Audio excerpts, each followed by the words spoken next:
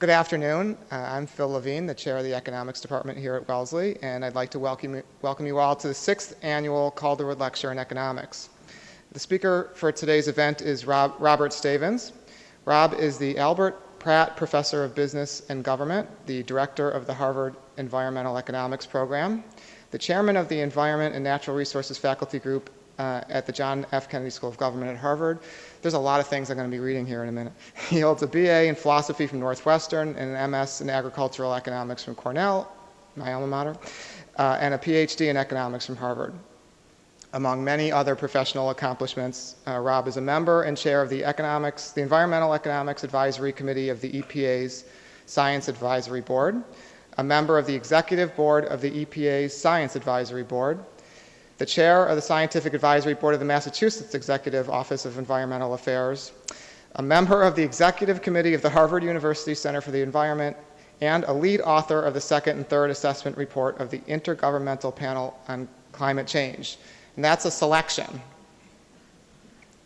At this point, I would normally welcome Rob to our campus, but I believe he's been here before. So a piece of trivia that many of you may not know about, it turns out that the lead article of the American Economic Review in its first issue, which was just over 100 years ago, was written by Coleman. Catherine Coleman was the chair of the economics department at Wellesley College at the time. And the topic was related to the tragedy of the commons. A year ago, the American Economic Association published a celebration issue in which they reprinted Catherine Coleman's article called Reflections on Some Unsettled Problems of Irrigation. And there were 3 authors who commented on that article, and Rob was one of them. It turns out, it seems, that Rob spent quite a bit of time in our archives researching that article. So he may know more about the institution and certainly its history than many of us do. Hopefully at dinner you can share some stories with us. So I'd like to welcome you back to campus today. And at this point I'll turn it over to Rob, who will talk about Beyond Kyoto, an economic perspective on climate change policy.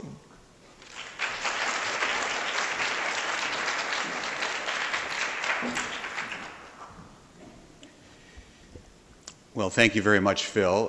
It's a pleasure to be here. If you hadn't told the story of Catherine Coleman, I was going to start by telling that, so I'm glad that you did, and I did spend time in the Wellesley archives. It's a marvelous experience, and those of you who have an even closer connection to Wellesley, certainly than I do, I urge you to do it. I cited in the article, in the first footnote, I acknowledged the names of the 2 people, the chief archivist and his deputy. I apologize, I don't remember their names. They were wonderful. And I walked in because I wanted to get some stimulation. I was supposed to write an article which wasn't really a commentary on what Catherine Coleman had written about, but just picked up on that theme, which was the commons. And so I wrote an article which was essentially a broad article on everything from climate change to problems of open access fisheries from an economic perspective. But I wanted to get some stimulation to write that, and so I wanted to learn about Catherine Coleman. I didn't know about her. And I went down to the archives and I asked the archivist if they could bring out some material. And those of you who are on the faculty, your papers will be down there at some point, as hers are. And they brought out, it must have been 6 large boxes of materials, much of which were highly personal. You know that she had a very close relationship with another member of the Wellesley faculty who wrote the words for God Bless America, I believe, a poet. And it was an unbelievable experience to be down in this room. There were no windows, as I recall, so I'm in this room completely immersed in the material for a space of about 6 hours. And I felt like I had been transported back in time. I mean, it was a truly, transformative experience to do it, which is then what stimulated me to do the work in that article. The other nice connection, of course, as you may or may not know, is that Phil Levine is not only the chairman of the economics department, but is also the Catherine Coleman professor of economics. And my good friend Chip Case, now professor emeritus here, was, I believe, the former holder of that same endowed chair. So there are lots of reasons why I'm pleased to be here. And my topic is Beyond Kyoto, an economic perspective on climate change policy. I'm going to start by telling you a story because you might be wondering at the very beginning, on why should an economist have anything to say, have any right to say anything about a problem such as climate change. After all, that's a problem one might think that's in the province of the natural sciences exclusively. So I was flying out of Logan Airport. I got in a plane. I sat down in my seat a while ago, and I got out some work, and I quickly realized that the gentleman who was sitting next to me wanted to have a conversation.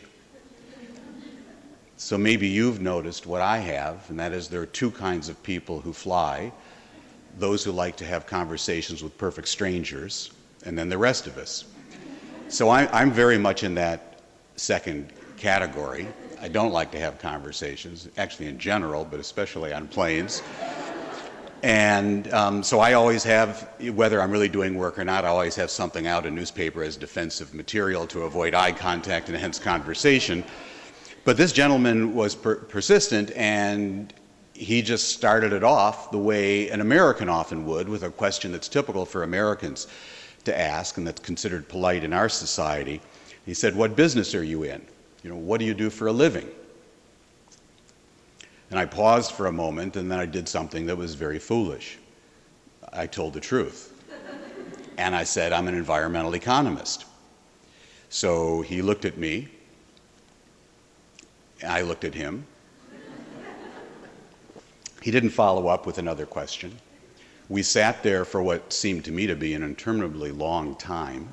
And here this fellow who so much wanted to have a conversation with me wasn't following up. And then it suddenly dawned upon me that he wasn't following up because he had concluded that he had just met a living, breathing oxymoron, an internal contradiction. After all, it's either economics or the environment. So what could this phrase of environmental economics even mean? Just completely confusing and without meaning. So the first thing that I want to try to convey to you is that environmental economics is not oxymoronic. In fact, it is much, much more than that. And the reasons I'll make this claim are twofold. First, the causes of environmental problems in a market economy as we have in the United States and in virtually all countries now of the world, with few exceptions, the causes of environmental problems in a market economy are economic.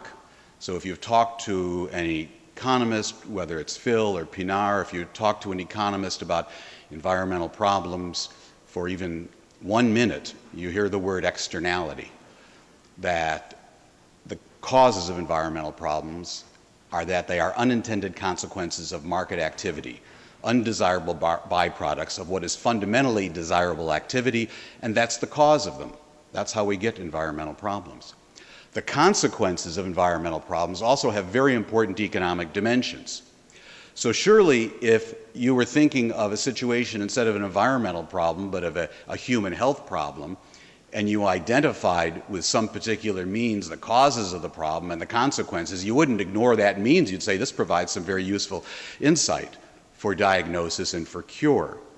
And so for these reasons, because the causes are economic and the consequences have economic dimensions, an economic perspective can be exceptionally helpful for fully understanding environmental problems, and therefore can be very helpful for designing solutions that will be, number one, effective, as opposed to only having symbolic value, which many of our policies do tend to have, for being economically sensible, by which I mean cost-effective, doing the job at the minimum cost rather than wasting resources in accomplishing a certain goal, and if economically sensible, then can be politically pragmatic, which is what's ultimately important, or else nothing else really matters.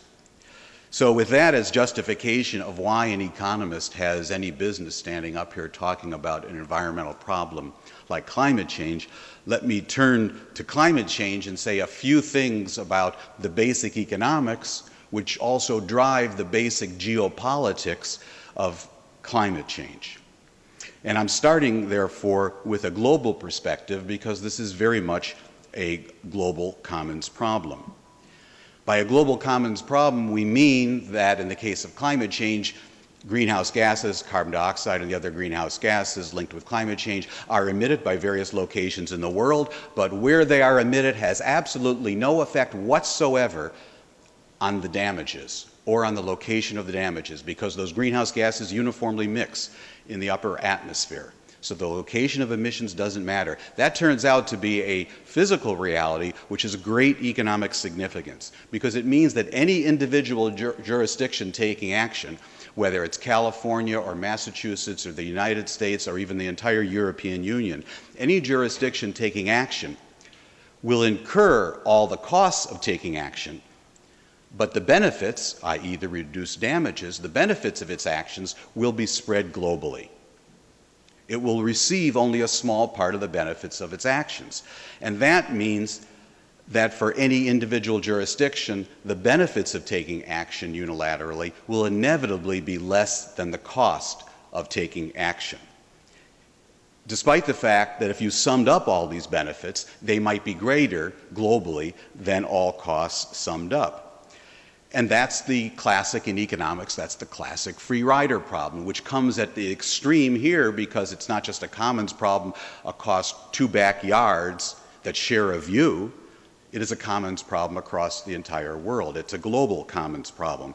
And for that reason, international, not necessarily global cooperation, but international cooperation of the key countries is absolutely essential. And that's why a substantial part of what I'm going to discuss with you this afternoon in the second part of the talk will focus on international policy, international relations from an economic perspective.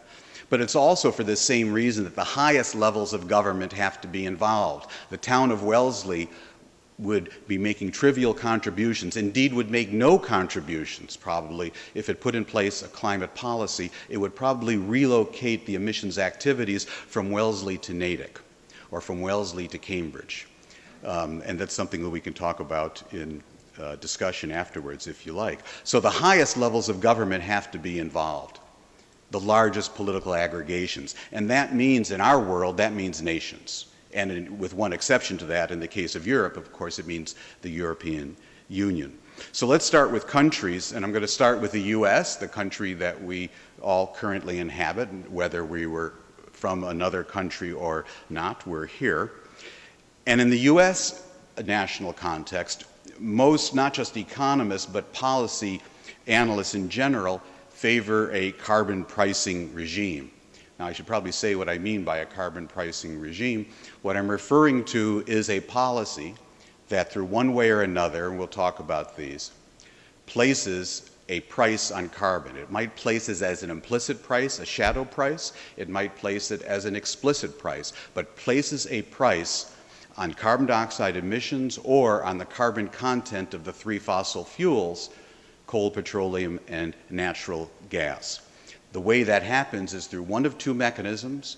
One would be a tax. It's very obvious, simply a tax. And the other would be what is called a cap-and-trade mechanism, which turns out to be numerically, mathematically equivalent to a tax, depending on how it's designed, except for distributional considerations. The key thing is that either one places a price on emitting, and it thereby internalizes what is otherwise an externality. So why is it that economists favor this? It's not ideological. It's not because economists run around loving, the free market, although there are some economists that do, and we all have a certain affection for it. It's for some very pragmatic reasons. The first is that there is no other feasible approach that could provide truly meaningful carbon dioxide or broadly greenhouse gas emissions, such as what the official U.S. target is that was embodied in the Waxman-Markey legislation that passed the House of Representatives and failed in the Senate, and that is still the official U.S. negotiating position in international discussions, which is a 17% cut by 2020 below 2005 emissions, and in the long term, an 80% cut below 2005 by 2050 emissions. No other approach could do the job. Why is that? Because the conventional approaches, which are technology standards, telling individuals what technology to use, like the catalytic converter on your car that reduces carbon monoxide emissions, for example, and other emissions, or performance standards that tell each and other emitter how much they're allowed to emit through a permitting process, that can't work with CO2. Because we don't just have thousands of sources of emissions, we don't have millions of sources of emissions, we have hundreds of millions of sources of emissions. It's every home, every residence, every commercial establishment, every industrial establishment, your backyard barbecue grill, the lawnmower you're using, and all of electricity generation, and everything in the transportation sector. So trains, planes, automobiles, boats, buses. And with that number of sources and the diversity of those sources, they couldn't possibly be individually regulated. So even putting aside economics, it can't be done with a conventional approach. But it's also importantly the least costly approach. And the reason that these carbon pricing approaches are the least costly approach, which is something you learned when Pinar derived the first order conditions probably in the third or fourth class in environmental economics, is that the way we get the lowest overall cost in aggregate is that everyone is controlling at the same marginal cost rather than that everyone is controlling at the same level. And by marginal cost for the non-economists, I mean incremental cost, the cost of the next unit.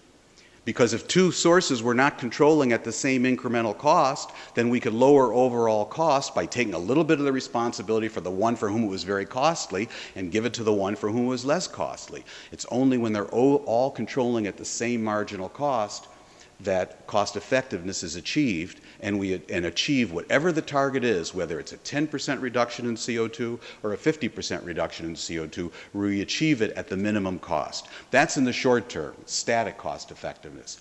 But more importantly, perhaps, is that this is very much a long-term problem, as I'm going to emphasize at the end when we talk about international negotiations. And the least cost, and because it will be very important to address climate change in the long term with these very ambitious targets that natural scientists talk about, massive technological change will be required. Invention of new technologies and innovation of those, by which I mean commercialization, taking the technologies from the laboratory to the showroom floor, and then diffusion of those technologies, individual firms and people like ourselves adopting and using those. That innovation by the private sector, the invention and innovation, doesn't simply depend upon relative prices now, it depends upon relative expected prices over the life of an investment. So again, the right price signals are required. And then finally, for all of these reasons, carbon pricing is a necessary, although as I'll comment well maybe I'll say it now, it's not a sufficient component of climate policy. So even an economist, in terms of narrow-minded, neoclassical microeconomics, would still argue that it's not sufficient, it's only necessary. And the reason is because there's another very important market failure that exists besides the externality of climate change that's very important in the climate policy context. And it has to do with research and development. Because remember, a lot of R&D is going to be required to address the problem, to bring down costs over time. And the market failure is as follows, is that when a company invests in R&D, basic R&D or for innovative activities, it pays all the costs of its R&D, and it gets some benefits because it produces a product it can sell, but it doesn't get all of the benefits. I have in my briefcase a BlackBerry Storm. Looks just like an iPhone. Although everyone that has an iPhone tells me theirs is better. But it looks just like it. It has the same kind of screen. It has a lot of the same features. It has all sorts of apps. BlackBerry did not pay anything to Apple. BlackBerry did not violate any patents. They didn't buy patent rights. So even with what we have in the US, which is or US and Canada in this case with BlackBerry, a very firm, well-developed system of intellectual property rights, there's tremendous spillover of knowledge. You learn something. They realized, and they, to some degree, reverse engineered and created the product. So what does that mean? That means that in the case of basic R&D, the firms incur the cost, but they don't get all the benefits. There's a positive externality to others, which means that they will, even with the right price signals, they won't carry out the efficient amount of R&D. They will underinvest in R&D, and that's the argument, that's the economist's argument of why there should be government funding of R&D, although I'd argue in the private sector R&D, but government funded, because the private sector on its own won't do enough, even with quote-unquote the right price signals. So it's for that reason that we'll view carbon pricing as a necessary but not a sufficient component of sensible climate policy. But carbon pricing, as you may know, is a very controversial political issue in the United States.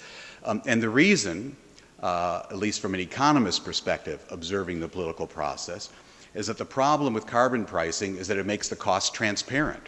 Well, that's what we as economists like, because we want the firms to see the cost of their action. We want individuals to see the cost of their action. That's how the incentive operates. If you're a politician, that's the last thing you want. You want to make benefits visible to the population, and you want to hide the costs. That's true of Democrats as much as it is of Republicans or anyone else. Hide the cost of public policies, make the benefits dramatic. In fact, for environmental advocates, and I can say this having worked full-time before going to graduate school for one of the leading environmental advocacy organizations, for environmental advocates, the last thing they want to do is to let anyone know that there are any costs associated with the policies they support. Carbon pricing, or in general, cap-and-trade systems and pollution taxes, make the costs very, very visible. It puts it front and center in the debate, whereas other policy instruments hide the costs. So a prime example would be fuel efficiency in the United States. So we regulate fuel efficiency with something called corporate average fuel economy standards, or CAFE standards.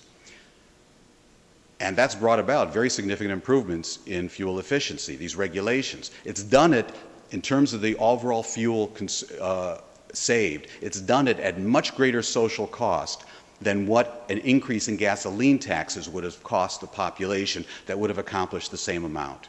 Gas taxes would be cost effective, but we don't view them because gas taxes are extremely visible. But go into downtown Wellesley, highly affluent, highly educated downtown Wellesley, ask anyone what's the cost on the car they bought most recently that's attributable to the fuel efficiency the government required. And they'll say, what? There wasn't any cost. It didn't say anything. I saw the label. It said something for, the extra disc brakes, or for the power package. It didn't say anything about fuel efficiency. It's free. And if you explain to them the policy, they'll say, well, the government required it. Those bad automobile companies had to do it. Well, of course they passed on the cost to us. We do pay those costs, but they're not transparent. So they're politically acceptable because they're not transparent, whereas gasoline taxes, which are the most salient tax of any we have in the United States, because everyone pays it every week and it's very visible at the pump, are politically unacceptable. In fact, the other carbon pricing approach, cap and trade, was demonized successfully with the T word. The opponents of climate policy came to refer to it as cap and tax. And that was what defeated it. Now, those opponents were conservative Republicans, although that's actually redundant, I think, in the current generation. But I can say that because if I had to place myself somewhere in the political spectrum, I worked in the George H.W. Bush administration, Bush 41, which was the last of the moderate Republican administrations, what used to be denigrated as country club Republican, which I actually think of as moderate Republican. And it turns out that this is actually quite ironic. It's ironic that Republicans and conservative Republicans have demonized this, because it was President Ronald Reagan who actually led and proposed out of the White House the leaded gasoline phase down. We got lead out of gasoline in the United States. It was done with a cap and trade system designed by the Reagan administration. That was the first real use of something like cap and trade mechanisms. And then the President George H.W. Bush administration, the recent president's father, put in place the 1990 Clean Air Act amendments, the most important environmental innovation since the first Earth Day in 1970. And that used a cap and trade mechanism to address acid rain. And we got acid rain cut by more than half, faster than anyone thought possible. We're saving about $500 million per year, up to $1 billion per year in terms of the cost of addressing the problem, and that's reflected in our electricity prices. And the leaded gasoline phase down, it's estimated saved about $250 million a year on cost. And then most recently, President George W. Bush promulgated the Clean Air Interstate Rule, which would have cut SO2 emissions linked with acid rain and mercury emissions an additional 75%, but that policy was invalidated by the courts. And I won't take time to say why, but if you're interested, we can talk about it later. So it's actually a history of Republican initiatives, which is perhaps not surprising, that have brought forth these economic incentive, market-oriented, market-based environmental approaches. So what an irony that it's the same Republican Party and conservatives who attacked them. I think the reason why is that they weren't actually upset about the instruments themselves. I view the cap-and-trade failure as collateral damage in the much larger war with regards to climate policy.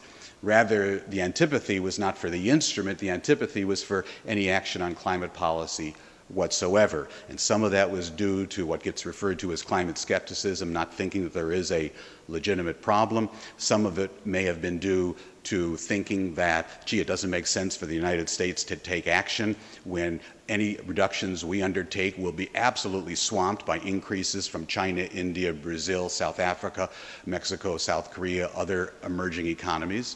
That's actually a factual statement, and maybe that was part of the concern. Or maybe the concern was, for what I said at the beginning, that it's a commons problem, and therefore the benefits to the country are going to be less than the costs. So let's just free ride upon what the Europeans are doing. So any of those and all of those may have been the motivation, but unfortunately, from an economic perspective, the way it was done politically was to attack this instrument, which may make it very difficult to use this in the future. So I said here that it's a meaningful carbon pricing policy is very unlikely before 2013. And in fact, when I tell you what would be required, you'll probably want to make very unlikely, very, very, very unlikely. The way it would happen would be three things. President Obama is reelected, the Democrats take back the House of Representatives, and they gain more than 60 votes in the Senate. So, enough said. So does that mean there's not going to be any U.S. climate policy? Because we're not going to have a carbon pricing regime, not in the medium term. And I think the answer to that is decisively no, because a lot of people don't realize that we really do have policies and things that are bringing down emissions in this country. So let me talk about some of the other important national climate policy developments. One was the economic stimulus package, which was designed for other reasons to, this $800 billion package that was designed to help bring the U.S., stimulate the economy, and bring us out of recession. $80 billion of that was committed for renewables and energy efficiency. There have been delays, there have been problems, but a lot has been spent, and it made a difference. Next, there are other energy policies that are now being discussed, a variety of standards and subsidies not targeted at CO2, but nevertheless affected. I mean, something that's happened in Washington is you can be supportive of climate policy, you just can't call it that. So there was a particular day during which there must have been a memo from the White House that went out to every Democratic member of Congress and all the cabinet departments and all the agencies. This was between the House and the Senate debates, in which everyone, including the president, stopped using the phrase climate change. And they've never used it since. And instead they used the phrase clean energy jobs, which, by the way, from an economic perspective is a false claim and a troubling one. But nevertheless, it sounds good to the population, so that's been used rather than talking about legitimately what the problem is, which is climate change. So some of these other things, like a clean energy standard, is supported by Senator Murkowski, the Republican senator from Alaska. In the same breath, she'll say cap and trade is terrible. Well, this policy she supports is a poorly designed cap and trade system. It won't be as good as what she doesn't like, but it's still a cap and trade mechanism, essentially. But it's not called that, and it's not called climate. It's also possible that we will see interest in carbon taxes in the future. It won't be because of climate, but, and there's some ifs here, if it turns out that fiscal reality, the U.S. budgetary realities, persuade sufficient numbers on both sides of the aisle in Washington that there should be new revenue-raising instruments, i.e. the T word, then it's quite possible that rather than increasing income taxes or taxes on investment, which is what we've relied upon historically in the U.S. for government revenues, there might be more interest in something we haven't used as much at the federal level, which are consumption taxes. And an obvious kind of consumption tax that could get attention would be energy taxes. And energy taxes, depending upon how they design, can turn out to be very, very close to a carbon tax. And then finally, as I mentioned before, there are technology policies because of this fact of the information spillover that's needed, and because technology policies would not involve the government placing costs on anyone. It would involve the government subsidizing activities. There's a lot of political support for it, since politicians, of course, don't like to hand out costs. They like to hand out dollars. And so that's much more politically palatable. But that's for the future. What about federal regulations that affect CO2 emissions that are already in place or on the way? So first of all, there are new automobile and appliance energy efficiency standards the Obama administration put in place about a year and a half in. These have had a profound effect. We don't have a blackboard here, but if I drew for you the trajectory of CO2 emissions anticipated going off to 2035 before these standards were promulgated and afterwards, it's a dramatic shift downward. So these are very important in terms of reducing CO2 emissions. This is taking U.S. automobiles on average across fleets up to 55 miles per gallon on average. There was also a very important U.S. Supreme Court decision a few years ago, and that Supreme Court decision essentially said in response to a lawsuit that the U.S. EPA has to decide whether or not CO2 is a pollutant. When the Clean Air Act was written in the 1970s, people weren't talking about climate change. Carbon dioxide that we all exhale was not thought of as being a pollutant in any sense. It's not included in the Clean Air Act. This Supreme Court decision said EPA has to consider it. So what they had to do legally, once that Supreme Court said that, they had to decide whether or not an endangered public health and safety, quote unquote. So EPA in the Bush administration punted on that. They didn't say no, they just didn't respond. The Obama administration very quickly did respond, and they said it does endanger public health and safety. The moment they said that, it triggered mobile source standards on emissions of CO2 from vehicles, and as soon as that happened, it defined carbon dioxide as a pollutant under the existing Clean Air Act. Now, I think that whole route is terribly problematic because this is the ultimate using a hammer when what you need is a toothpick or something, because the Clean Air Act is designed for, the mechanisms are designed for local air pollution problems, not for transboundary or God knows, not for global pollution problems. So there are lots of issues and it'll be very costly for what's accomplished, but things are happening.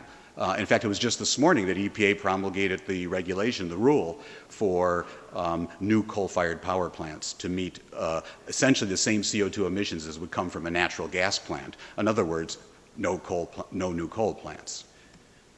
There are also other air pollution policies that have nothing to do with carbon dioxide, but because of correlation across pollutants, have profound effects on the emissions of CO2. So we have 5 rules that are moving through the regulatory process for SOx, NOx, particulate matter, mercury, coal ash, coal fly ash from coal-fired power plants, and cooling water withdrawals for thermal power plants. Each of these rules, some already have, others will. Most 3 are postponed essentially until after the election.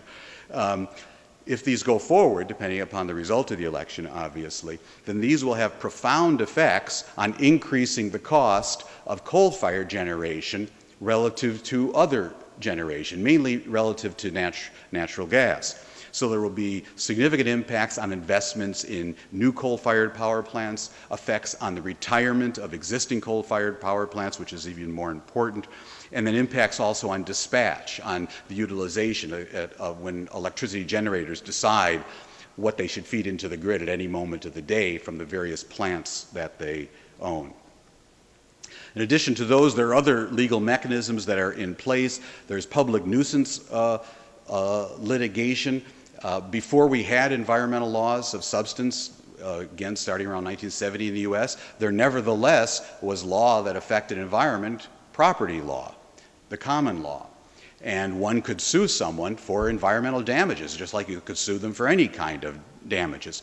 Now, the problem there in suing someone suing someone for environmental damages of an air pollutant is that under the law, you would have to demonstrate that that pollution that damaged you actually came from that facility. You can't just say, I was hurt by mercury and they emit mercury, so I can sue them, right? It's got to be a causal link under the law. With CO2, there ain't no causal link because what's happening, the carbon dioxide is uniformly mixing in the atmosphere. Maybe it is going to produce a climate which damages you, but you can't possibly link those damages with that individual firm that you want to sue, that coal-fired power plant. Okay?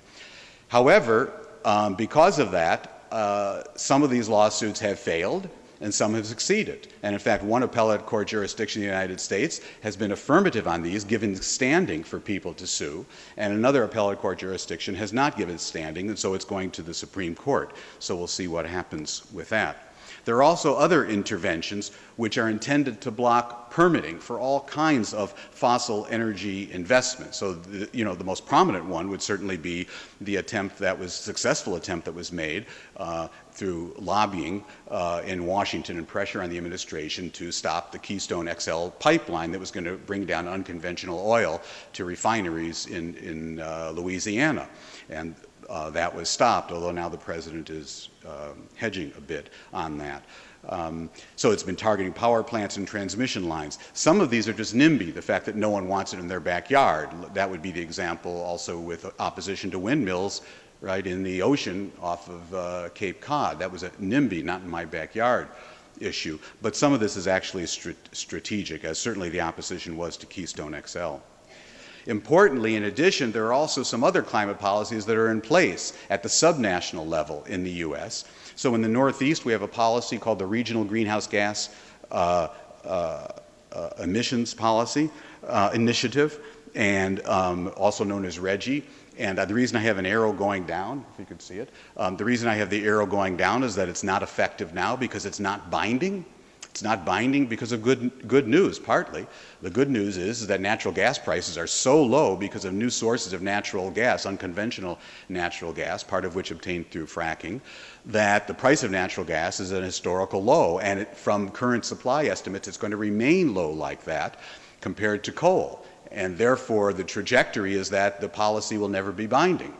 It capped emissions, but it's just not going to be binding. It's also, however, because of the fact of the recession, which lowered emissions. However, the other important policy is in California. And California has always led the U.S. on environmental policy. It's always been an approach of California being more stringent, and then the feds would catch up, and sort of leapfrogging on and on and on.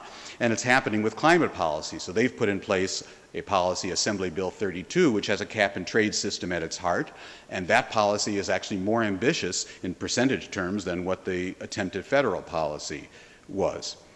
And then finally, although it's not public policy, it's the most important reality, I've mentioned it, are natural gas prices being as low as they are. And for all of those reasons then, the bottom line is that the action in the U.S. it greatly surpasses the rhetoric. Surpasses the rhetoric in other countries when they condemned the U.S. It also surpasses the rhetoric of this administration. At the recent international climate negotiations, the negotiating team on instructions of the White House did not mention any of this when they were being attacked for not taking domestic action. Why didn't they say any of this?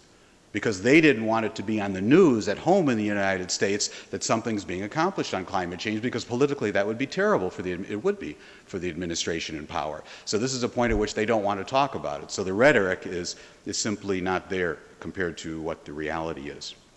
Now, to finish up, I want to turn to what's really fundamental, because it is a global commons problem. There is the free rider issue. International cooperation is required. So let's turn to the international domain. And I want to start by placing the climate negotiations that take place every year and throughout the year in perspective. There's a cliche that we're going to hear in a few weeks when the Major League Baseball season starts. And although we all hope, I hope we all hope, that the Red Sox season will not start this year the way it did last year, losing 9 games in a row. But when some team loses 3 games in a row and the reporters go down to the locker room, a player always mouths the cliche, "Don't worry, it'll be okay. The baseball season is a marathon, not a sprint," because it's 162 games long. That cliche applies even more to climate change. So it doesn't mean that the players, remember, shouldn't try to win the first games. I'm not about to tell you you shouldn't be concerned about climate change or we shouldn't be taking policy action, but you've got to keep your eyes on the prize, which is the long term, not thinking of success and failures in terms of what's accomplished next year. Now, why do I say that? Why does this apply so strongly to climate change? Number one is the science. This is a stock, not a flow of environmental problem. What that means is it's the concentrations of greenhouse gases in the atmosphere that are correlated with damages that cause the global warming. It's not the emissions at any point in time. So we've got a bathtub there's water coming into the bathtub, and we've got an exceptionally slow drain because the greenhouse gases precipitate out of the atmosphere over decades to centuries. What's of consequence is the amount of water in the bathtub. What's consequence is the amount of greenhouse gases in the stock in the atmosphere. So the annual shifting emissions from one year to another is not of consequence. What is of consequence is the total stock that accumulates from the emissions from those 2 years or 5 years, or more likely, really, we're looking at decades and through 2050.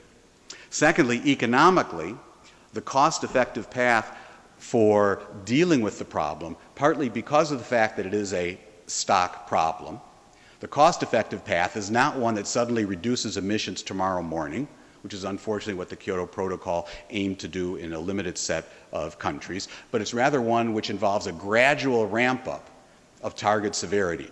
So sort of think of it as asymptotic to the horizontal axis. No activity, you start getting more ambitious and get more and more ambitious, increasing on the margin. Now, why is that? To the economists in the room, it's obvious, because we don't want to render large parts of the capital stock unnecessarily, prematurely obsolete. It's not going to be sensible for me to confiscate your car tomorrow morning and make you buy a Prius. You don't have a choice. What does make sense is to put in place price signals or policies such that the next time you buy a car, when that car has ended its useful life and you're buying another car, you're going to move in the direction of a more fuel-efficient automobile. But likewise for power plants, likewise for commercial facilities, industrial facilities. So that's why the cost-effective path is one which is gradual target severity. And then also because economically, because technological change is key, it means we have to have long-term price signals in place. Right? So when you purchase, if you were to purchase some kind of fuel-efficient technology for your home, you decide to put in triple pane glass into the windows.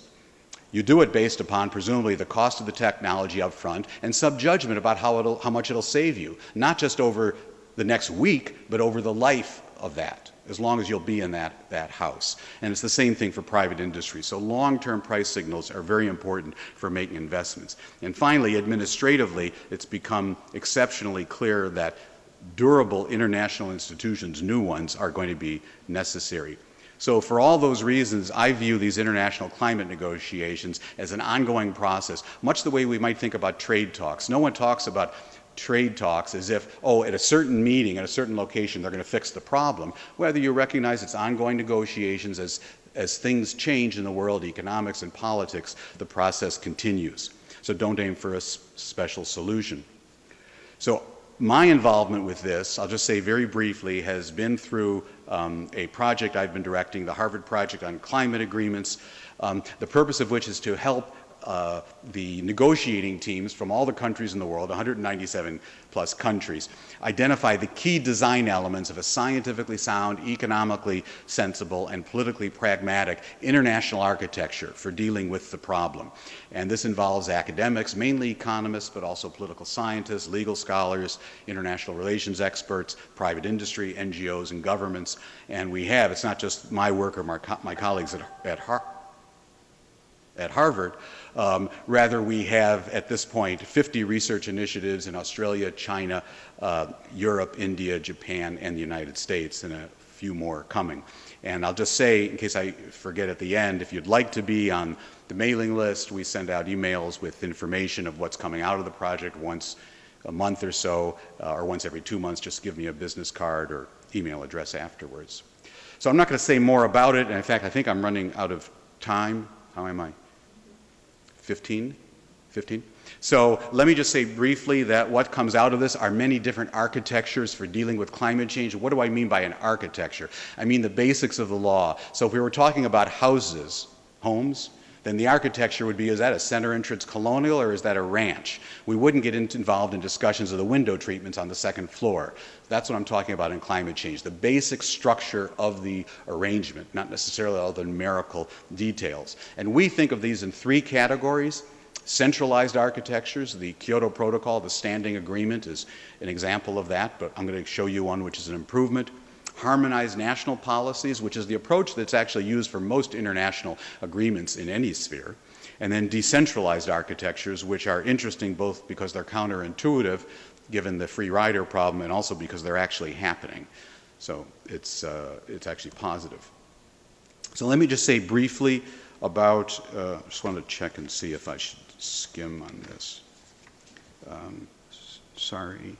So let me just say briefly about this, is that the biggest problem that the world faces right now, let's see if I can blank that, yes. The biggest problem that the world faces right now in international negotiations is we have a highly flawed structure because of a decision that was made in Berlin in 1995. The decision in Berlin in 1995 was that there would be a dichotomous distinction among all the 197 countries. You're in one camp or the other. There's no gradation. You are either considered to be an industrialized country and you have on stiff targets that you reduce emissions right away, or you're in the other camp. That's the majority. That's going to be 140 countries of the so-called developing world, and you have no responsibility whatsoever. Now, why is that a problem? Well, a variety of reasons. One of them is that that's going to lump together the emerging powerhouse economies of the world. We applaud their economic growth of China, India, Korea, Mexico, South Africa. It lumps them together with countries of sub-Saharan Africa that are mired in poverty of $75 per year per capita income. There's just no comparison. In fact, China has more in common with many countries in Europe than it does with those sub-Saharan African economies today. So it lumps them all together. Furthermore, because there's the dichotomous distinction, it means that as you become richer, it doesn't make any difference. So there's no gradation in the cross-section, and there's no device over time to join the club as you become more wealthy. It also provides a very powerful incentive to freeze everything, to keep it the way it is. And furthermore, it's completely out of whack because of those countries that have no targets or responsibilities because they were considered the developing countries. 50 of them, 50.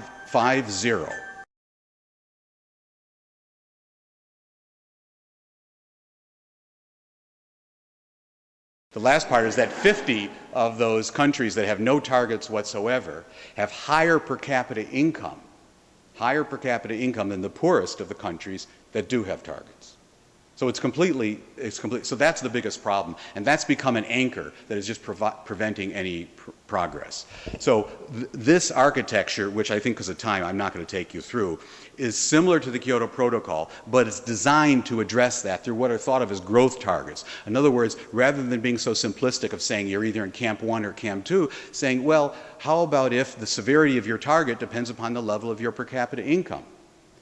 How about if the severity of your target depends upon something such as your historical emissions, how much you've contributed to the accumulated gases in the atmosphere? So it's a formula approach that produces different targets for different countries based upon what are sort of the sound economics and even the equity principles, such as all countries moving to equal per capita emissions eventually. So that's one category. Another category would be harmonized national policies. An example is national carbon taxes. Oh, and I should say that the work on the first one is by a colleague of mine, Jeffrey Frankel, who's an international economist, and the work on the second, national carbon taxes, another colleague, Dick Cooper. Because of time, I'm going to go to the third. Also, it's my own work. And that is an example of this bottom-up, because it's sort of interesting in a way, because it shouldn't work.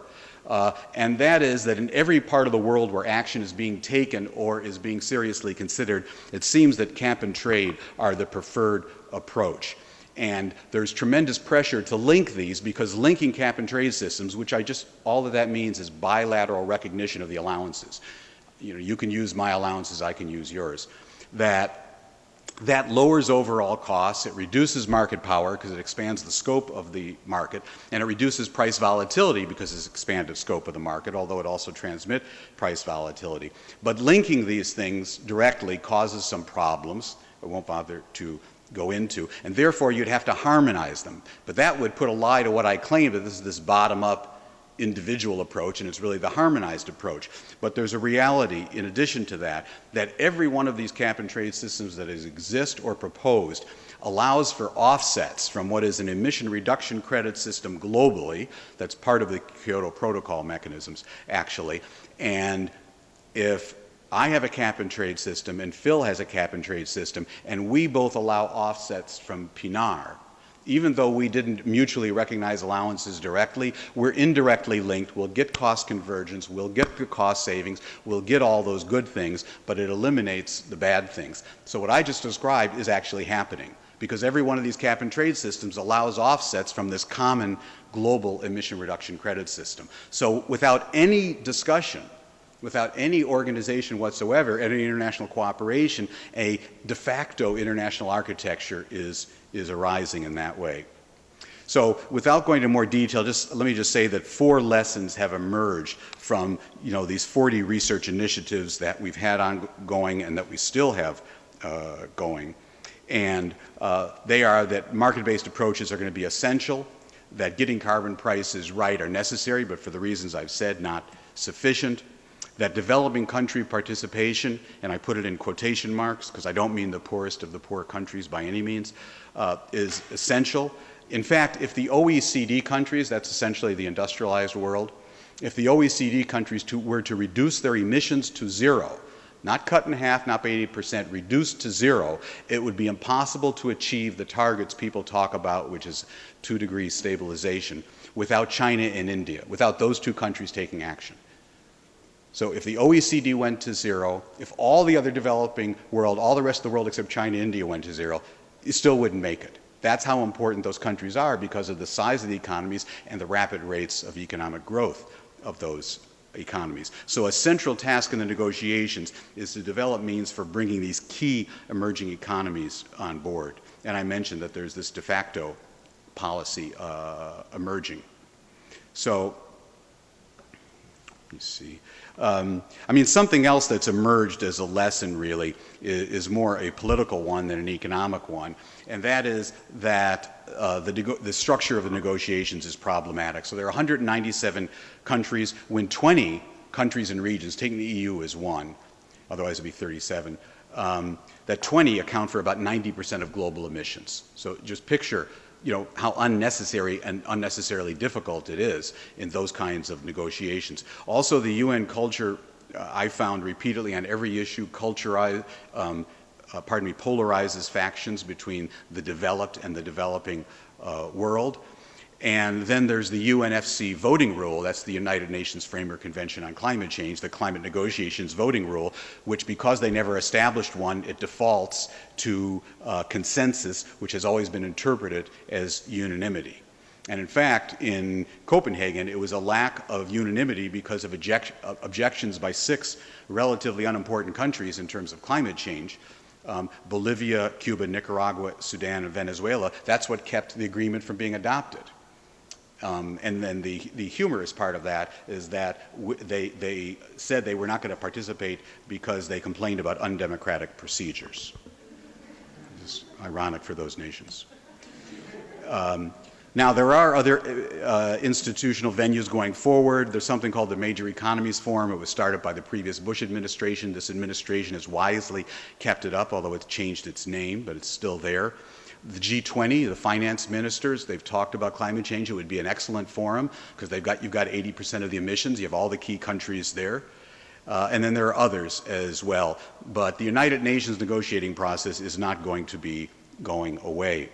So, to finish, is where are we going? In order to say where we're going to be going with the climate negotiations with the problem, I have to say a little bit about how we got here. So this is a very rapid history. 1992 was the Rio Earth Summit. That was the beginning of this process, and the United Nations Framework Convention on Climate Change was set up, said we had to deal with climate change, and it established the principle of common but differentiated responsibilities across countries, which meant essentially that the poor countries wouldn't have to be expected to do as much as rich countries. That's what that meant, common but differentiated responsibilities. A very important principle of distributional equity.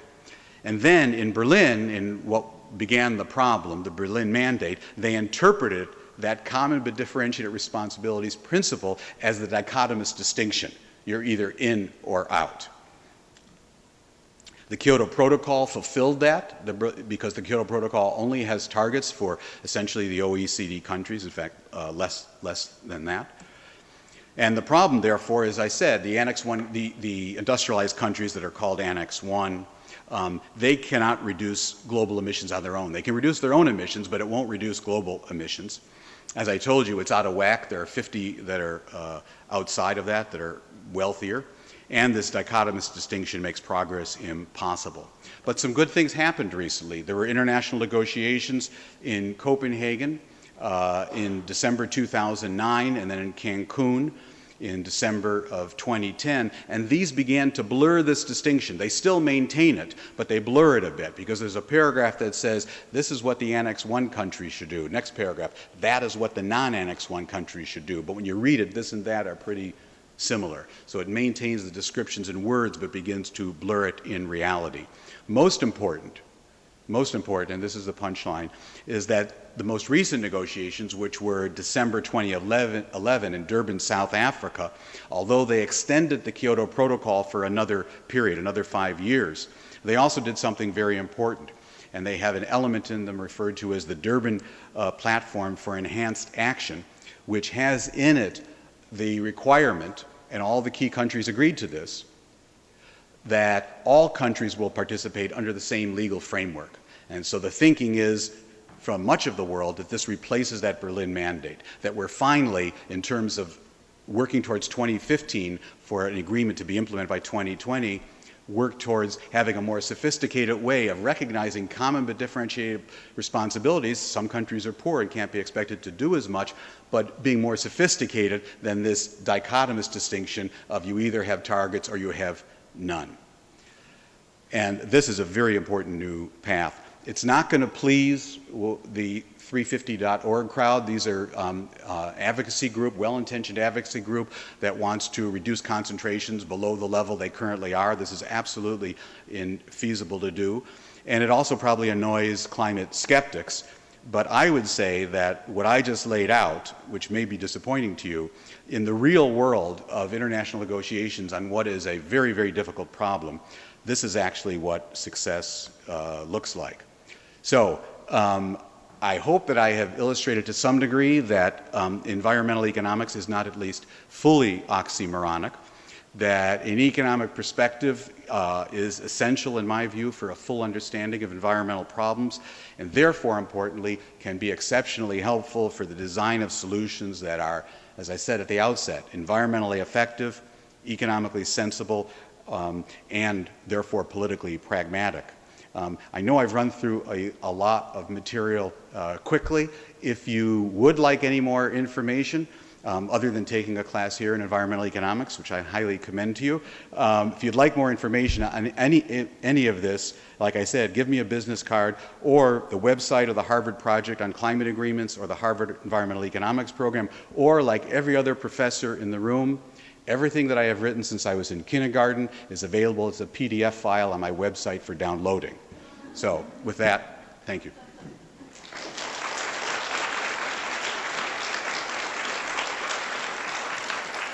So my first question is, do you think that the policies are environmentally, or the sources of emissions that are most environmentally damaging, or those that are being prioritized politically, and if not, what are some barriers?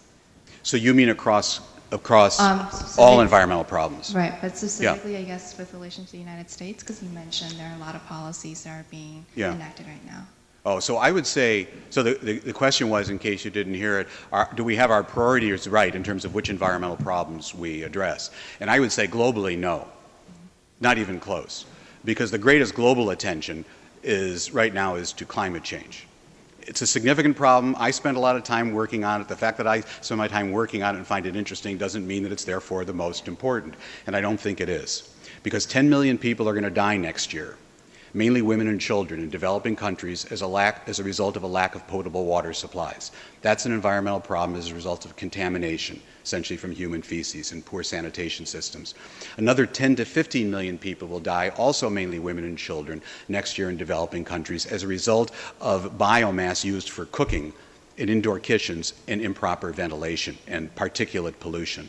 Now, by any measure, certainly if you're an economist and the way we would measure the values of essentially saving lives, of mortality risk reduction, that's next year and every year are solvable. We know how actually to solve those problems, and they're not sexy problems. They don't motivate environmental advocacy groups like the ones I used to work for in the United States and in the industrialized world. And they're not getting the attention that a problem like climate change is getting. So that's my major reaction to what you asked. Thank you. Hello. Hi. Unless I missed it, I think you didn't refer even in one syllable to the large question of family planning and birth control, which affects every aspect of what you spoke of. Do you have any thoughts on that internationally? Well, nationally as well, too. Yeah. Well, it's more a international issue than it is a U.S. issue. The United States and all the other industrialized countries and many of what we used to think of as the developing countries have gone through, as their economic growth has proceeded, have gone through what we think of as the demographic transition and have gone from a situation of rapidly increasing populations to stabilizing populations. So it's in the poorest countries of the world, particularly sub-Saharan Africa, where the population increase is most serious. That turns out, because the level of economic development is so low, the emissions are so low per capita, it's not a big driver of the emissions. But I would address your question, which is absolutely valid, in two ways. One is an academic excuse.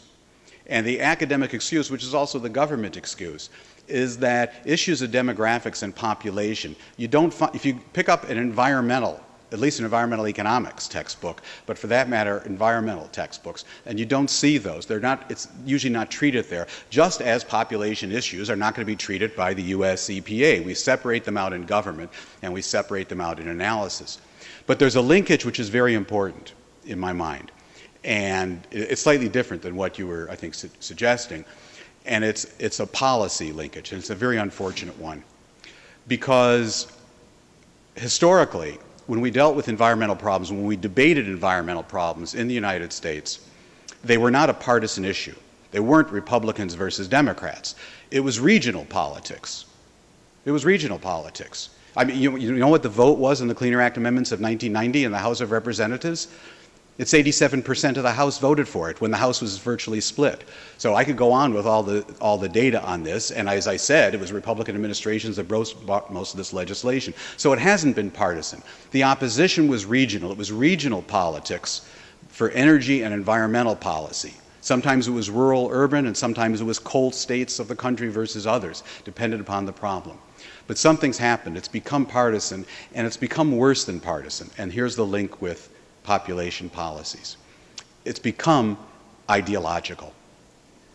Just as the debates, in my view, are on birth control and, for sure, on abortion. They're ideological debates. And I don't think anyone in this room believes, no matter where you stand on the abortion issues, I don't think anyone in this room would want to make the claim that if only lots of people had more information about the physiology and the science of birth, that they would flip to the other side.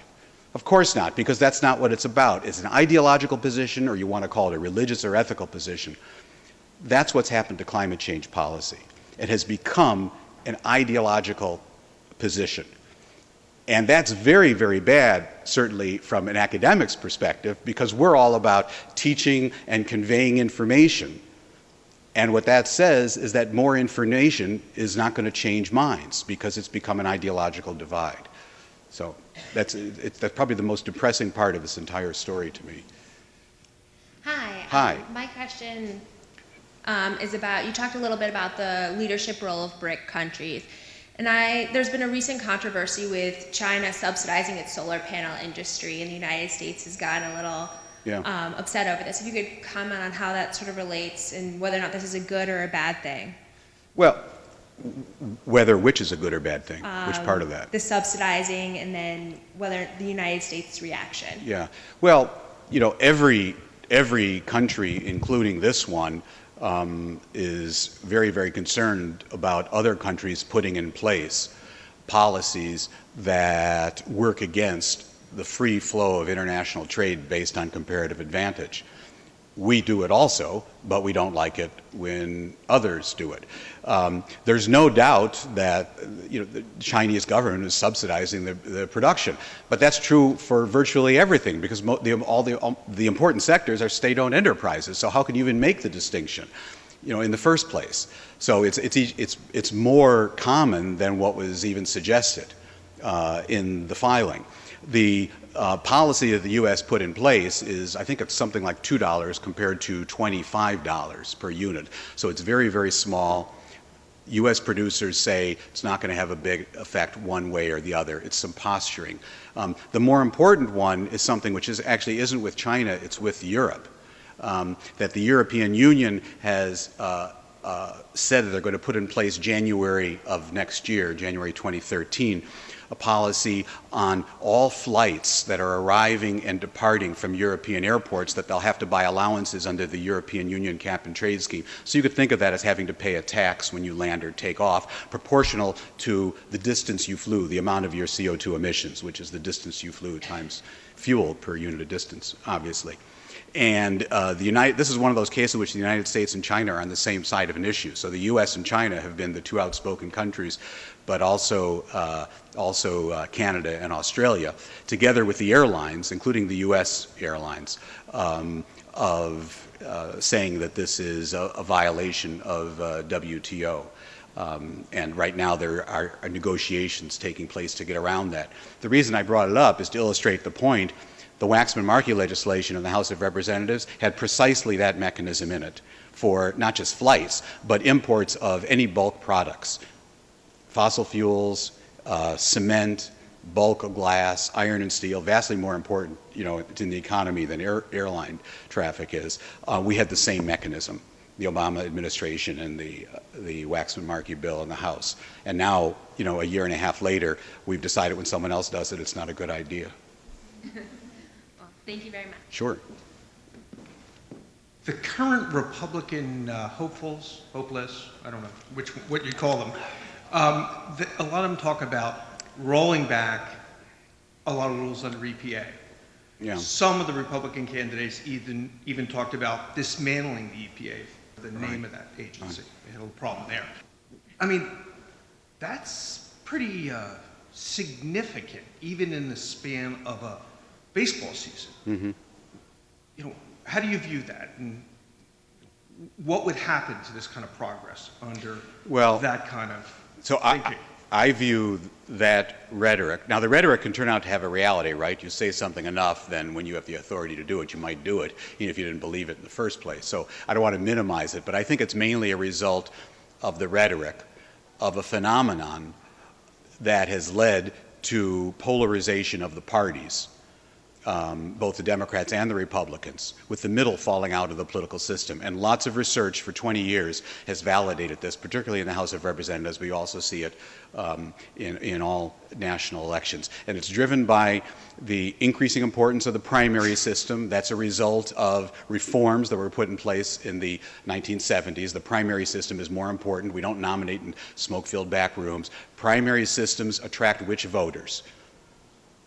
The voters with the strongest preferences, the most liberal Democrats and the most conservative Republicans, particularly those who are highly motivated, in this case like so-called Tea Party Republicans. You combine that with redistricting, which has been going on, which is giving us more and more districts which are essentially safe for one party or the other. They're 80% districts, because that's what redistricting does. That's the intention. What that does, it means it's all about the primary system. That exacerbates the problem. And the result is we have a situation in which more and more in elections we have extremists in the primaries, at the primary stage. And the question is what Richard Nixon said many, many years ago, or at least he was quoted as having said it, run to the right in the primaries and then move to the middle if you're elected. And my view is that given that the most likely candidate, I assume, is Romney, and I know, we can all joke, and there's lots of basis for the jokes about his changing views. I knew him when he was governor, on environmental policy issues, and worked with him, and he was he was a really solid on environment at the time. Now, he also had completely different views on abortion at the time than he obviously voices now. And it may be that as a result of his, and I'm referring to him because he's the most likely outcome, it may be as a result of going through this primary process and owing debts to people who supported you in the general election, maybe he will be very far to the right if he's elected.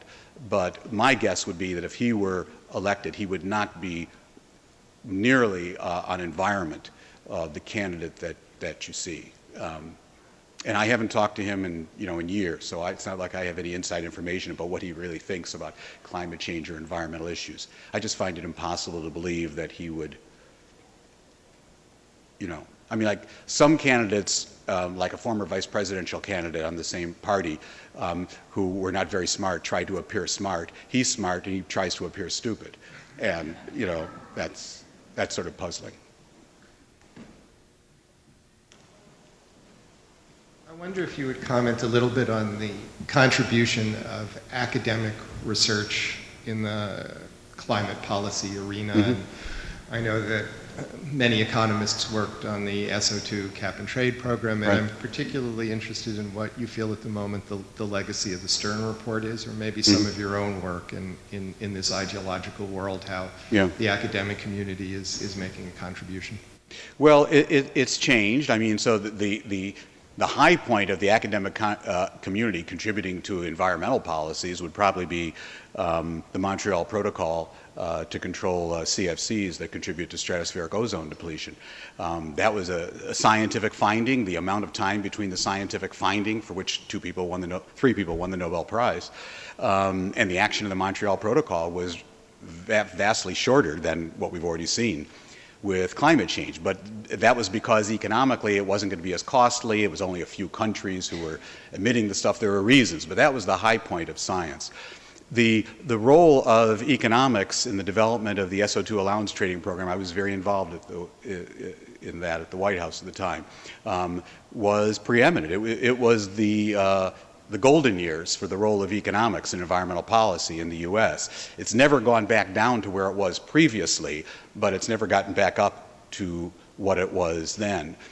Science has a role. I just got back a couple of days ago from New Zealand, so I'm coordinating part of the Intergovernmental Panel on Climate Change, which is mainly natural science, but there are also economists on it.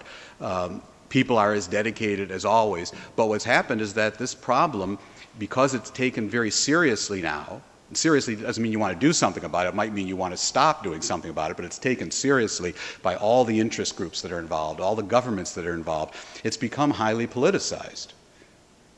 Even in the scientific community, it's become politicized, which I think is extremely, unfortunate. And my hope is that the scientific community doesn't shoot itself in the foot and hurt its credibility.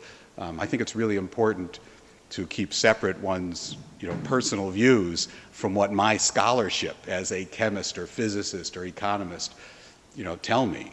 And that hasn't happened as often lately on climate policy as I think it used to happen on earlier problems. And I think that's something to be concerned about as academics.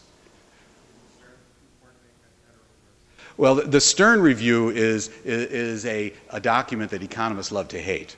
So it's provided lots of grist for mills. So a journal that I edit, we actually did a whole symposium on it, and Nick, responded, and I was just with him in London a couple of weeks ago. And there are some fundamental problems with it that, and so most economists in the world, certainly those on this side of the Atlantic Ocean, but most in the continent, would have a lot of problems with the Stern Review in terms of the economics and his essentially benefit cost analysis. However, unquestionably, in terms of a scientific or economic report being utilized by governments, we haven't seen anything like that in years.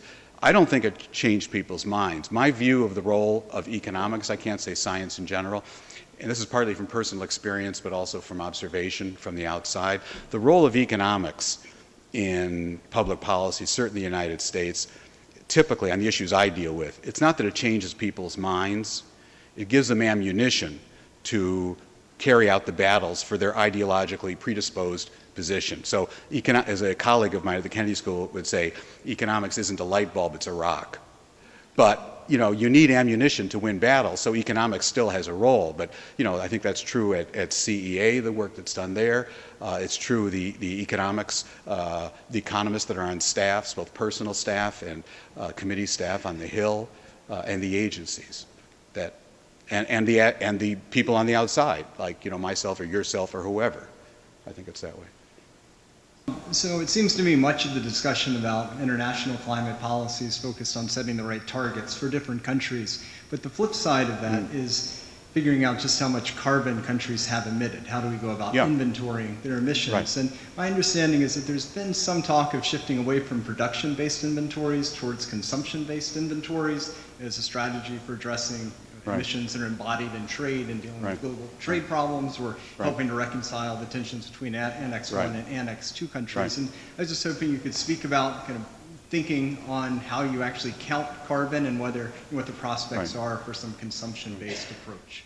So as I mentioned, I was flying through it at that point, but as I mentioned, one of the ways we think about setting targets, that one of the criteria would be accumulated emissions. So that would be historical emissions, which that's still not the consumption, but that very much ties to that. So that is part of all the thinking and a lot of this work. Needless to say, countries of the world that do well under a consumption-based counting, in other words, in terms of the products that you use within your country, so that the U.S., whatever the carbon emissions that went into producing Barbie dolls in China, it would be the U.S. would have to be responsible because we're consuming the Barbie dolls. The support for that is essentially from those countries who would look good under it, and the opposition is from those countries who look bad. So I don't see that, and I was involved this morning with a particular delegation of a major country of the world who came to meet with us because of this work, and they brought this up and we discussed it. I don't see it a lot different than the discussions about what year should be the baseline year for emissions reductions. You know, it takes every country about 10 minutes with a spreadsheet to figure out which base year is good for them, and that's the one that on an ethical basis they'd support, of course. And I think it's a lot the same way with consumption counting as opposed to emissions counting, I'm afraid. Hi. Hi. Do you think that developing countries such as China, which has large population, should have another standard of carbon emission per person, because we have like bigger population, so it's easier for those countries to reach that standard? I'm sorry, I didn't understand. Because the country is larger? Yeah, I mean, because the country have large population. Right. So the carbon emission per person, I think this is easier for a country like China to reach the standard, but it's harder for a country like the United States because they have a smaller population, so like carbon emission per person. Well, I think the general thinking is that at this point there are various criteria that you can bring to bear on what a reasonable set of targets would be for different countries, right? One of the factors that it's very hard to escape for the long term, by which I mean the year 2100 or something, right? For the long term is the notion that it's equitable for all countries to essentially have equal per capita emissions. That it's pretty hard to make an ethical argument. Now, I'm not an ethicist, I'm just an economist, right? So I'm the opposite of an ethicist. But it's pretty hard to make an argument against that for the long term, moving towards that. But in the meantime, in terms of getting there, what is key is an economic perspective, which is equating marginal costs. The reason why it's important for China, India, Brazil, for many of these countries to participate is not only that just physically it's necessary, otherwise we can't do it, but that's where the low-cost emission reduction opportunities are. So they have to get on the global climate policy train. It's a different issue of whether or not they should pay for their tickets. On an equity basis, I'd say we should pay for part of their tickets. But they have to get on the train or it's not leaving the station. So this is the usual economist, statement of, wait, let's separate out distributional issues from the overall aggregate issues, efficiency, or in this case, cost effectiveness. And with a properly designed approach, such as the ones I was actually referring to but didn't describe, you can have both. And you have to, because if you don't have distributional equity, that's another word. Distributional equity in this sphere, in the UN, is another word for international political feasibility. It's one country, one vote. You have to have that.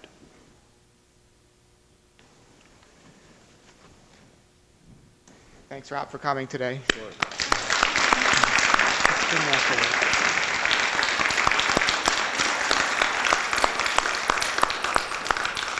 And thank you all for coming. Good night.